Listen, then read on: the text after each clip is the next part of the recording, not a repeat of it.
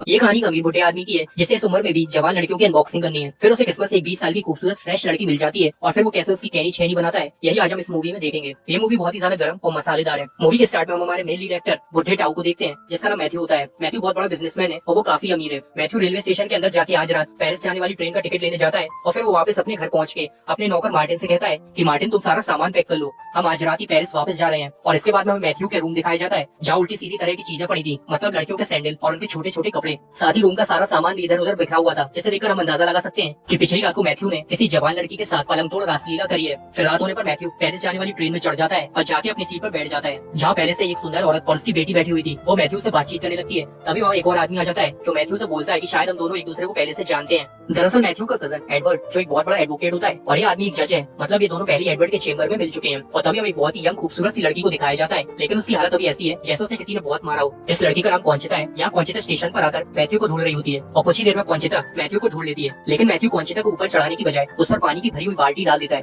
लेकिन फिर भी कॉन्चिता ट्रेन के चलने के बाद दूसरे गेट से उसकी कंपार्टमेंट में चढ़ जाती है। फिर जैसे मैथ्यू अपनी सीट पर वापस आता है तो वहाँ बैठे सभी लोग मैथ्यू से पूछते हैं कि तुम तो इतने एजुकेटेड और समझदार लग रहे हो, तो तुमने उस मासूम लड़की के सर पर पानी डाल के उसे सबके सामने बेइज्जत क्यों किया है। और मैथ्यू ने कॉन्चिता के साथ ऐसा क्यों किया, इसके पीछे की कहानी वो सभी को बताने लगता है। और यहाँ से कहानी फ्लैशबैक में चली जाती है जहाँ मैथ्यू अपने कजन एडवर्ड के चेम्बर में बैठ के उसके कोर्ट से बाहर आने का इंतजार कर रहा था। तभी कुछ टाइम बाद एडवर्ड वहाँ आ जाता है। फिर वो लंच करने के लिए मैथ्यू के चेम्बर में चले जाते हैं कि तभी मैथ्यू अपनी नई मेड से मिलता है और वो उसका फिगर देखते ही उसकी खूबसूरती का कायल हो जाता है और कहता है कि तेरी जवानी किसी का खिलौना नहीं है, इस पर सिर्फ मेरा हक है। देन वो मेड अपना नाम बताती है कि मेरा नाम कॉन्चिता है। और लंच करते टाइम भी मैथ्यू का सारा ध्यान कॉन्चिता के दो अनमोल रतन पर ही रहता है। फिर रात को सोने से पहले मैथ्यू अपने नौकर मार्टिन से बोलता है कि कॉन्चिता को बोलो मेरी ड्रिंक लेकर मेरे रूम में आए। फिर थोड़ी देर बाद कॉन्चिता ड्रिंक लेकर मैथ्यू के रूम में आ जाती है। तभी मैथ्यू कॉन्चिता को अपने पास आराम से बिठाता है और उससे बातचीत करते हुए पूछता है कि तुम कहाँ रहती हो। इस पर कॉन्चिता बताती है कि मैं सीविल में रहती हूँ, लेकिन मैं कुछ दिनों की अपनी मदर के साथ पेरिस रहने आई हूँ। लेकिन अपना ठरकी बुड्ढा मैथ्यू कॉन्चिता से ये सब बातें किसी और मकसद से पूछ रहा था। फिर वो कॉन्चिता के करीब आता है और उसे टच करने लगता है और फाइनली जबरदस्ती किस कर लेता है। लेकिन कॉन्चिता को ये बिल्कुल भी पसंद नहीं आता है और वोट के वहाँ से बिना कुछ कहे चली जाती है। अगली सुबह मैथ्यू को कॉन्चिता कहीं भी नजर नहीं आ रही थी तो वो मार्टिन से पूछता है कि आखिर मेरी मेट कॉन्चिता कहाँ है। जिस पर मार्टिन बताता है कि कॉन्चिता अपनी मेट की जॉब छोड़कर जा चुकी है और मुझे इससे ज्यादा कुछ नहीं पता है। ऐसे ही कुछ दिन गुजर जाने के बाद हम एक दिन देखते हैं कि मैथ्यू रेस्टोरेंट की तरफ जा रहा है और रास्ते में कुछ चोर उसको चाकू दिखा उसका सारा माल छीन लेते हैं। लेकिन मैथ्यू तो एक रईस ज्यादा होता है तो उसे ज्यादा फर्क नहीं पड़ता। वो सीधा जाकर रेस्टोरेंट में बैठ जाता है और उसके थोड़े टाइम बाद ही कॉन्चिता आ जाती है जो उसका वॉलेट और पैसे वापस देते हुए बोलती है कि मुझे माफ करना, जिन्होंने तुम्हारे पैसे छीने थे वो सभी मेरे दोस्त हैं। मैथ्यू कॉन्चिता को देखकर काफी खुश हो जाता है, इसलिए वो सारे पैसे कॉन्चिता को दे देता है। साथ ही मैथ्यू कॉन्चिता से पूछता है कि आखिर तुम मुझे छोड़कर क्यों चली गई। कॉन्चिता कहती है कि तुमने मेरा चुम्मा लिया था इसलिए मुझे थोड़ा अजीब लगा तो मैं चली गई थी। लेकिन इस बार यहाँ से जाते हुए कॉन्चिता मैथ्यू को अपना एड्रेस दे जाती है। बस फिर क्या था, ठरकी बुड्ढे की थरक चरम पर थी और अगली सुबह सीधा कॉन्चिता के घर जाकर पहुंच जाता है जहाँ उसकी मुलाकात कॉन्चिता के साथ साथ उसकी माँ से भी होती है। उसे देखकर कॉन्चिता अपनी माँ को बताती है ये वही ताऊ है जिन्होंने हमें पैसे दिए थे। जिसके बाद कॉन्चिता की माँ बुड्ढे चाचा के लिए नाश्ता पानी बनाती है। इस मेहमान नवाजी से खुश होकर चाचा कॉन्चिता की माँ को कुछ और पैसे देता है और चला जाता है। फिर हमारा ठरकी चाचा कॉन्चिता के लिए एक बहुत ही महंगा लग्जरी पर्स लेकर आता है और इस तरह वो कॉन्चिता के साथ मीठी मीठी बातें कर उसे लुभाकर बड़े बड़े सपने दिखाता है। कॉन्चिता भी इतना महंगा गिफ्ट लेकर चाचा पर फिसलने लगी थी।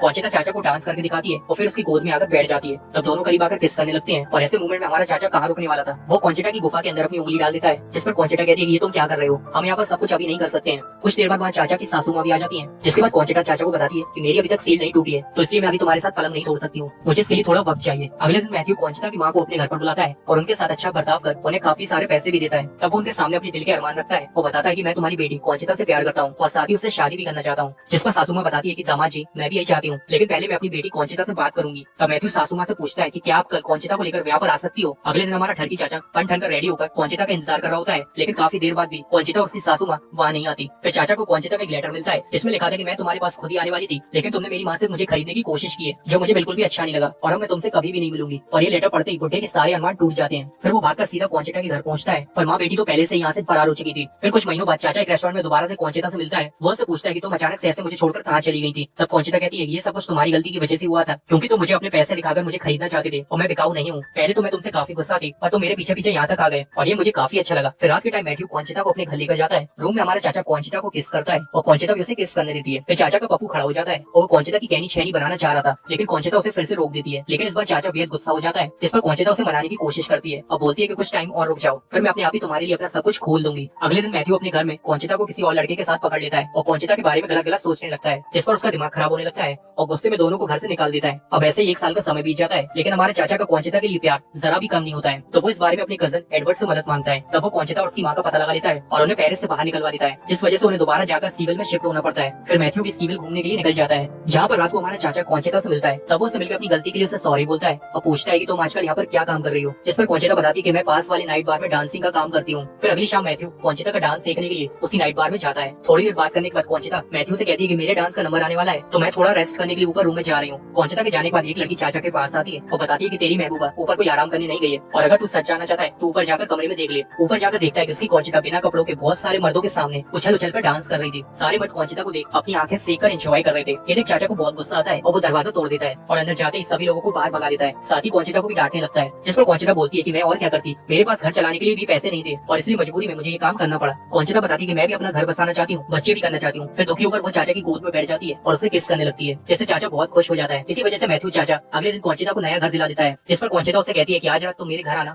मैं तुम्हें खुश कर दूंगी। रात में अपना चाचा फुल तैयार होकर कौनचिता के घर पर जाता है। तब कौनचिता ने गेट बंद किया हुआ था और वो दरवाजा नहीं खोलती है। फिर कौनचिता गेट पर आ जाती है और बोलती है कि सुन बुड्ढे, मैं कोई तेरे वैसे प्यार व्यार नहीं करती हूँ, और जब भी तू मुझे गंदी नीयत के साथ हाथ लगाता था तो मुझे बहुत गुस्सा आता था, अब तू यहाँ से जा सकता है। जिसके बाद कौनचिता चाचा के सामने ही अपने बॉयफ्रेंड के साथ खुल्लम खुल्ला गपागप करने लगती है। ये देखकर चाचा का दिल के अरमान टूट जाते हैं। अगली सुबह कौनचिता हमारे चाचा के घर पर आ जाती है, लेकिन मैथ्यू उसे इग्नोर करके अंदर चला जाता है। लेकिन कौनचिता भी उसके पीछे पीछे घर के अंदर आ जाती है। फिर वो उसे समझाती है कि तुम्हें एक लड़की को प्यार करना आता ही नहीं है। अपनी बेइज्जती सुनकर चाचा को गुस्सा आ जाता है और कौनचिता को जोरदार चाटे मारने लगता है। अब कौनचिता भी चाचा के गुस्से से डर गई थी, तो वो उसे बताती है कि कल रात जो कुछ भी तुमने देखा था वो बस एक नाटक था। दरअसल मेरा बॉयफ्रेंड एक गे है, वो तो मुझे कभी भी खुश नहीं कर सकता है। अब कहानी प्रेजेंट में आ जाती है और कौनचिता चाचा के पास आकर पानी की बाल्टी उसके ऊपर ही गिरा देती है, जिसके बाद उनकी लड़ाई खत्म होती है और दोनों एक साथ पिछली बातें भुलाकर पेरिस चले जाते हैं। और दोस्तों इसी के साथ ये मूवी खत्म हो जाती है। इतनी ख्वाहिशों के बाद आखिर अपने ठरकी चाचा को यंग खूबसूरत फ्रेश माल कौनचिता मिली गई पलंग तोड़ने के लिए।